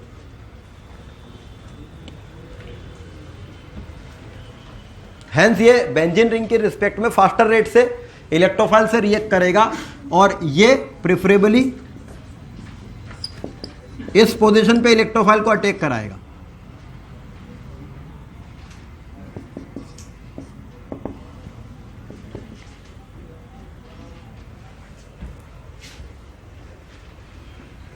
ये प्रेफरेबली इस पोजीशन पे, यहां पर 2 पोजीशन पे इलेक्ट्रोफाइल को अटैक करा था ताकि ये एरिनियम आयन इधर आकर नाइट्रोजन के लोन पेयर से स्टेबलाइज हो जाए।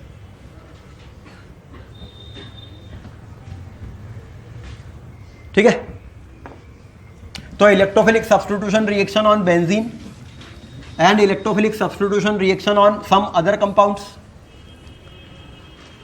तो इलेक्ट्रोफिलिक सब्स्टिट्यूशन रिएक्शन की 5 रिप्रेजेंटेटिव रिएक्शंस हमने पढ़ी।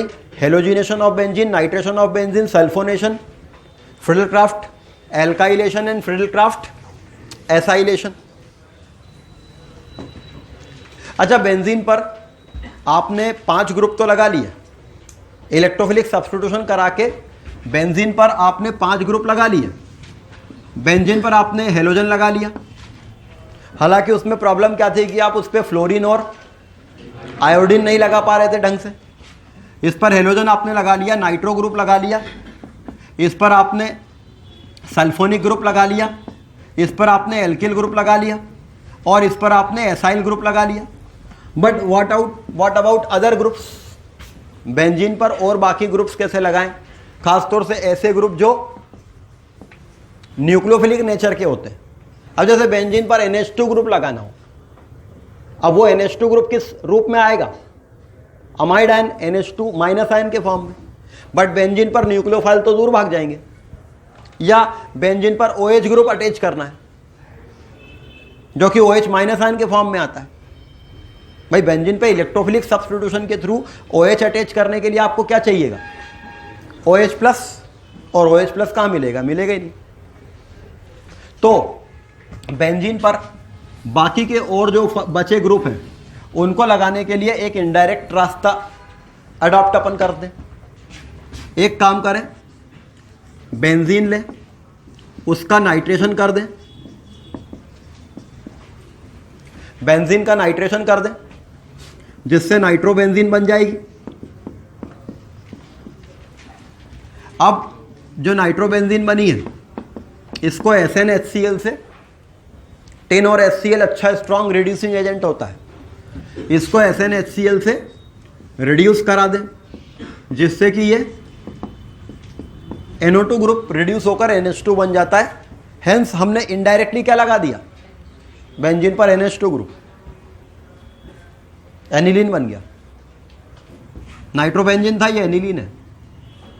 मगर यहीं पर ना रुके, ये जो बेंजीन पर NH2 ग्रुप लग गया है इसकी रिएक्शन करा दें किससे?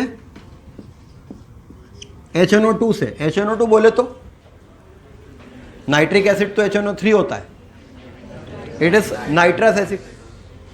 एनिलीन की रिएक्शन हम करा दे नाइट्रस एसिड से। मगर नाइट्रस एसिड के साथ में प्रॉब्लम क्या है कि ये एक अनस्टेबल कंपाउंड है। हेंस ये लेबोरेटरी में आप इसको स्टोर करके as soon as it is formed it is decomposed. अब अपने को एनिलीन पे नाइट्रस एसिड डालना है, क्या करें? नाइट्रस एसिड मिल नहीं रहा है लैब में आपको, तो क्या करते हैं? ऐसे सब्सटेंस जो अनस्टेबल रहते हैं उनको हम डाल नहीं सकते रिएक्शन मिक्सचर में, तो हम उनके रिएक्टेंट्स डाल देते हैं जो उसको बनाते हो, वो वहीं की वहीं बनेंगे। और जैसे मीडियम में NaNO2 और HCl आप डाल दो, NaNO2 सोडियम नाइट्राइट और HCl आपस में रिएक्शन करेंगे, क्या बनाएंगे? NaNO2 और HCl आपस में रिएक्शन करेंगे और तत्काल वहीं पर बनाएंगे क्या? नाइट्रस एसिड, और वो वहीं की वहीं रिएक्ट करके खत्म भी हो जाएगा। इस तरह से इनडायरेक्ट NaNO2 और HCl की रिएक्शन से HNO2 जनरेट कराया और रिएक्शन मिक्सचर में उसको जनरेट करा के रिएक्शन करा दी। This type of preparation of some substance in the reaction mixture is called in situ preparation. किसी सब्सटेंस को इस प्रकार से प्रिपेयर करना इन सीटू प्रिपरेशन कहलाता है।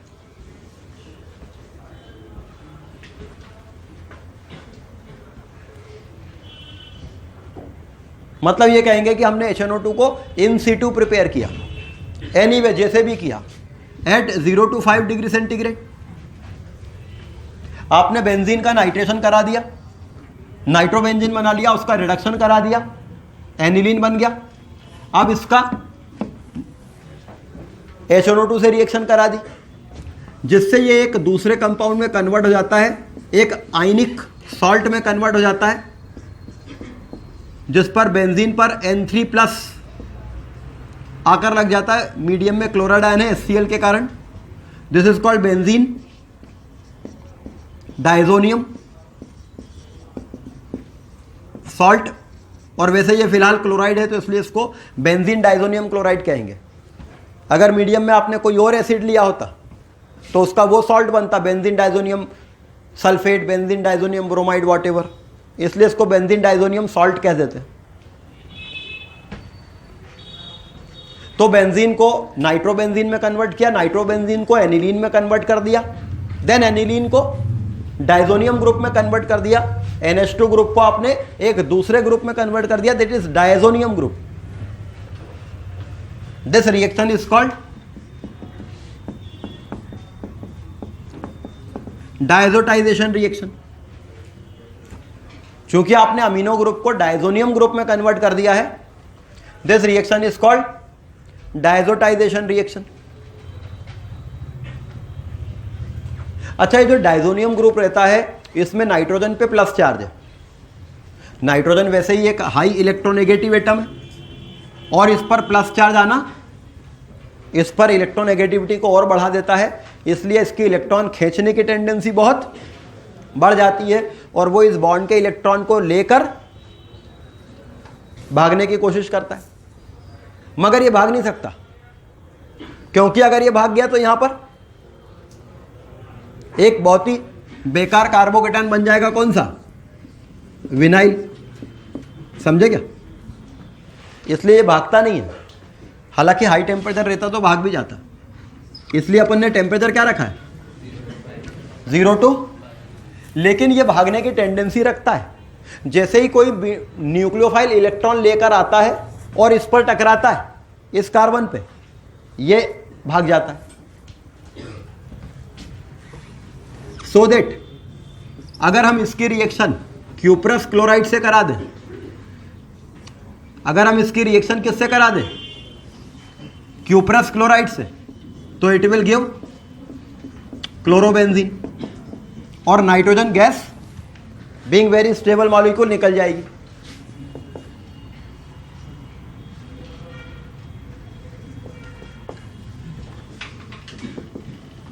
अगर इसकी रिएक्शन क्यूप्रस ब्रोमाइड से करा दें, then it will give bromobenzene. अगर इसकी रिएक्शन क्यूप्रस साइनाइड से करा दें, इट विल गिव साइनोबेंजीन। इसकी रिएक्शन अगर पोटेशियम आयोडाइड से करा देते हैं, then it will give iodobenzene.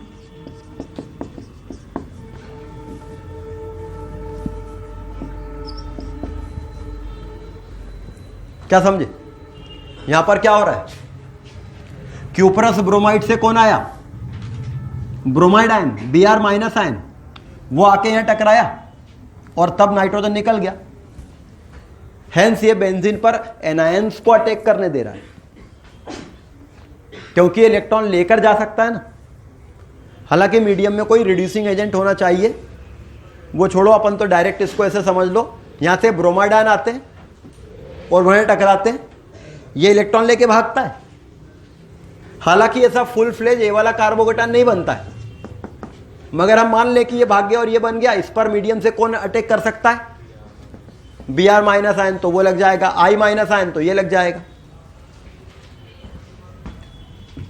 अगर इसकी रिएक्शन NaBF4 से कराई जाती है, सोडियम बोरोफ्लोराइड से, जो F- आयन दे सकता है, then it can give fluorobenzene.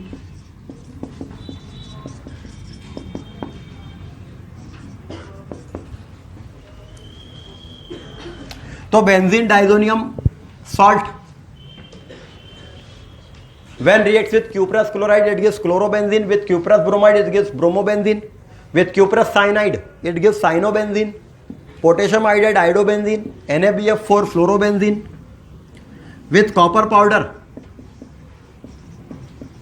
plus HCl, it gives chlorobenzene. With copper powder HBr,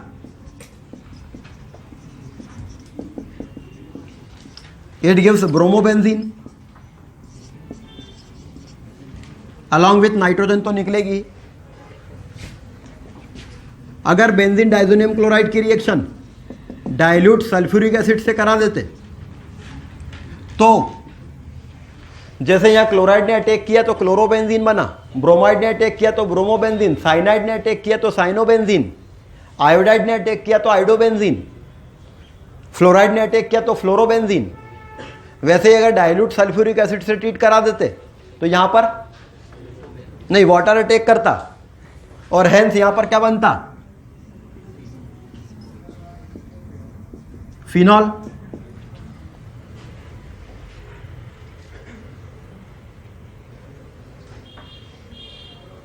मतलब लेते हैं डाइल्यूट H2SO4 है, लेकिन ये याद रखना है कि water as a nucleophile attack करता है वहां के, तो बेंजीन पर फिनोलिक ग्रुप लग जाता है.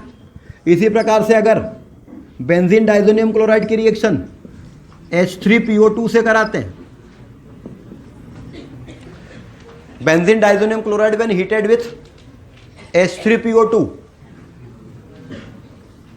Then it gives benzene.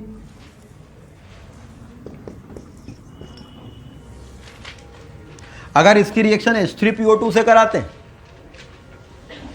तो डाइजोनियम ग्रुप हट जाता है, उसकी जगह कोई नहीं लगता है. ऐसा थोड़ी होता कि कोई नहीं लगता है. अरे अगर डाइजोनियम ग्रुप हट गया और कोई ना लगे तो क्या होगा, वहां तो प्लस चार्ज रहेगा ना. तो यहां कौन लगा, H- आयन. दरअसल यहां पर कौन लगा आके, हाइड्राइड आयन. H दिया किसने, वो जो H3PO2 था उसके पास जो OH के पास जो H था वो क्या था, एसिडिक H. ये H तो किस फॉर्म में निकल सकता था, H+, लेकिन ये दोनों H किस फॉर्म में निकल सकते थे, H-, बिकॉज हाइड्रोजन की इलेक्ट्रोनेगेटिविटी फास्फोरस से ज़्यादा होती है और pH बॉन्ड में H- आयन देने की टेंडेंसी होती है. हेंस यहाँ H3PO2 लेना है, H3PO4 नहीं ले सकते बिकॉज H3PO4 क्या देता, केवल H+ आयन, जबकि अटैक करना किसको है, H- आयन को. And when benzene diazonium chloride reacts with NaNO3 sodium नहीं NaNO2, तब इससे बन जाएगा नाइट्रोबेंजीन. अब आप ये भी तो बोल सकते हो कि जब नाइट्रोबेंजीन ही बनाना था तो इतना सब क्यों किया, पहले ही थी ना नाइट्रोबेंजीन आपके पास, बल्कि वो सेकंड लास्ट में. तो जब बेंजीन ही बनाना था तो बेंजीन तो थी. अरे मगर इसको यूं समझो ना कि कहीं मान लो नाइट्रो या NH2 ग्रुप लगा हो तो उसको हटाएंगे कैसे, आपको ग्रुप लगाना भी आना चाहिए, उनको हटाने भी तो आना चाहिए. आपको वो रिएक्शंस भी तो आनी चाहिए जिनमें कोई ग्रुप लगा हो तो हम उसको हटा सकें. सपोज नाइट्रो ग्रुप लगा है बेंजीन पर, आपको हटाना है, कैसे हटेगा वो, पहले उसको रिड्यूस करके NH2 करो, फिर उसको डाइजोनियम बनाओ, डाइजोनियम बना के H3PO2 से ट्रीट करो, तब हटेगा. ऐसा थोड़ी हट जाता है. तो बेंजीन पर ये इतने सारे ग्रुप्स लगा दिए गए with the help of diazonium salt. तो बेंजीन पर जो ग्रुप डायरेक्ट लग जाते हैं उनको तो डायरेक्ट लगा लिया जाता है थ्रू इलेक्ट्रोफिलिक सब्स्टिट्यूशन, और जो नहीं लग पा रहे हैं उनको ये इनडायरेक्ट तरीके से लगा दिया. मगर बेंजीन पर एक ग्रुप अभी भी नहीं लग पाया, कौन सा, CH3 तो फ्रीडलक्राफ्ट एल्काइलेशन में लगा लिया था.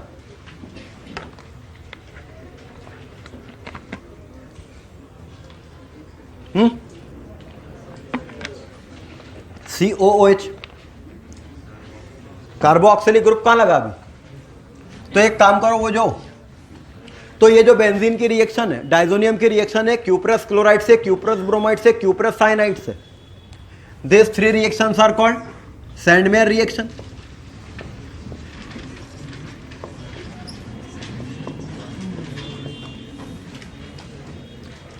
यह रिएक्शन सैंडमेयर रिएक्शन कहलाती है. This reaction of benzene with NaBF4 to give fluorobenzene is called Balz-Schiemann reaction.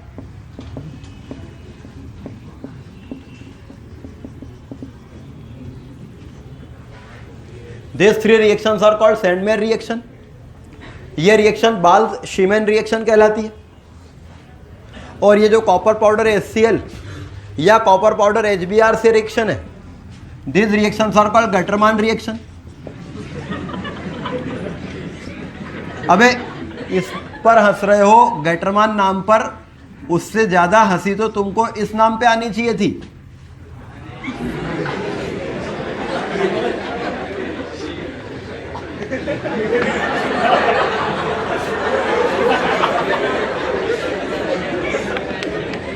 No sense of humour. समझ गए?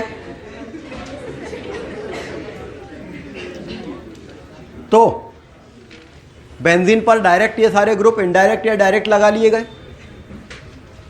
लेकिन COOH ग्रुप को कैसे लगाएं?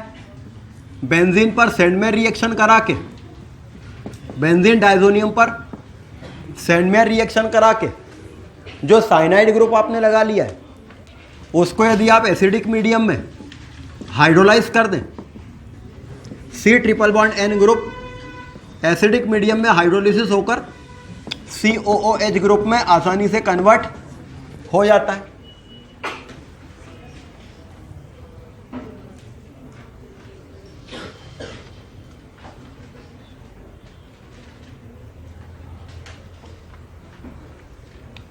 तो पहले आप बेंजीन पे साइनाइड ग्रुप लगा लें, फिर उसको हाइड्रोलाइज कर दें.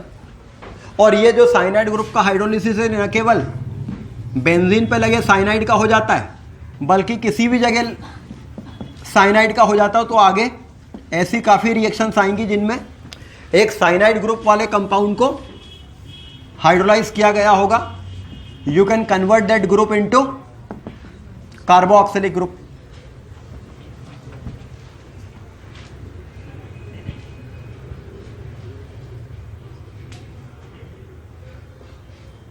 समझ गया?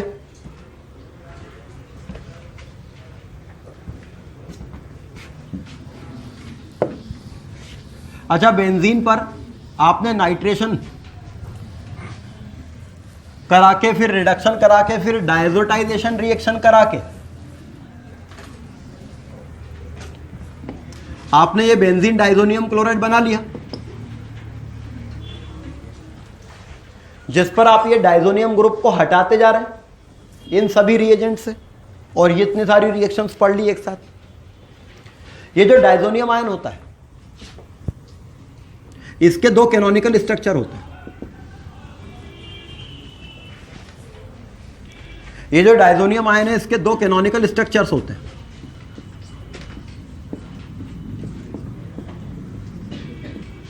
पहली बात तो ये बताइए कि जो डाइजोनियम ग्रुप है, ये जो डाइजोनियम ग्रुप है ये बेंजीन के साथ रेजोनेंस शो कर सकता है क्या? नहीं. कैसे करेगा? यहां ऑर्बिटल खाली थोड़ी ना है. मैंने समझा मेरी बात?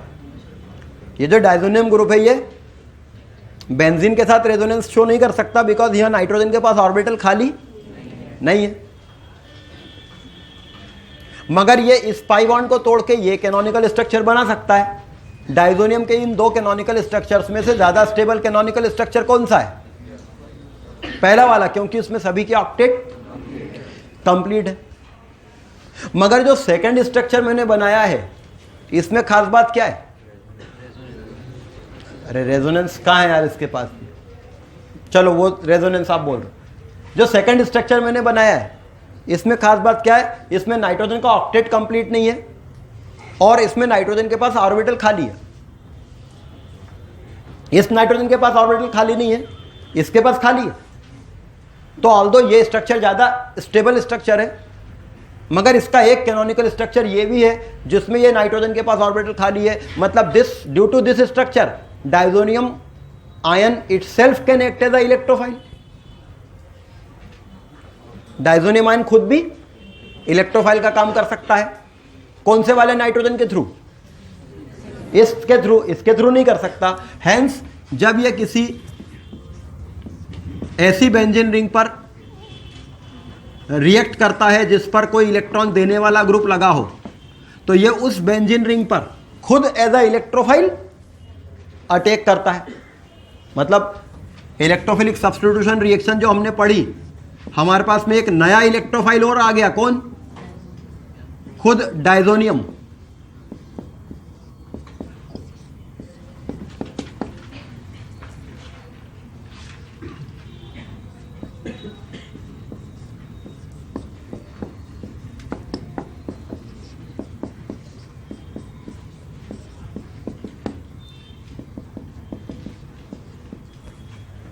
ये समझे क्या? इस मॉलिक्यूल पर इस डायजोनियम ने इलेक्ट्रोफाइल की तरह अटैक किया है, एरिनियम आयन बना, प्रोटॉन लॉस करके एरोमेटिसिटी रीगेन कर गया, और आपको इलेक्ट्रोफाइल की जगह कौन सा ग्रुप जुड़ा हुआ मिला? ये diazonium group as a electrophile जुड़ा हुआ मिल गया। This reaction is called coupling reaction. तो कपलिंग रिएक्शन में डायजोनियम आयन खुद इलेक्ट्रोफाइल का काम करता है।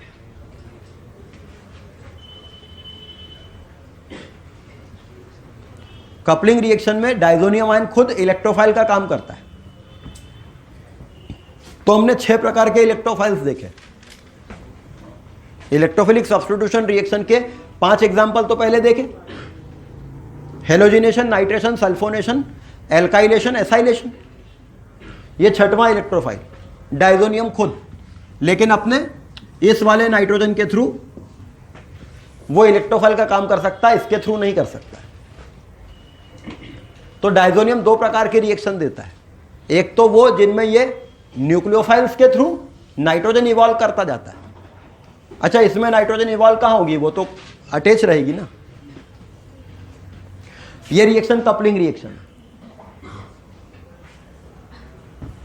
तो if you found diazonium group in a molecule, then आप 2 बातें सोच सकते हैं कि या तो वो डायजोनियम ग्रुप भाग जाएगा किसी न्यूक्लियोफाइल के कारण, या वो खुद एज अ इलेक्ट्रोफाइल अटैक कर लेगा किसी बेंजीन रिंग पर। उस बेंजीन रिंग पर कोई इलेक्ट्रॉन देने वाला ग्रुप लगा होना चाहिए। ये बाद में देखेंगे कि ऐसा क्यों।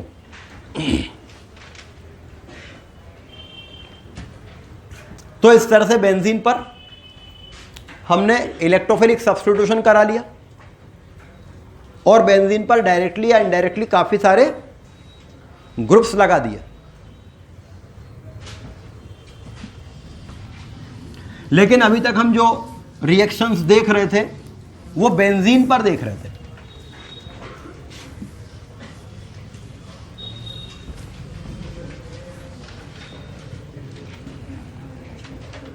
ठीक है,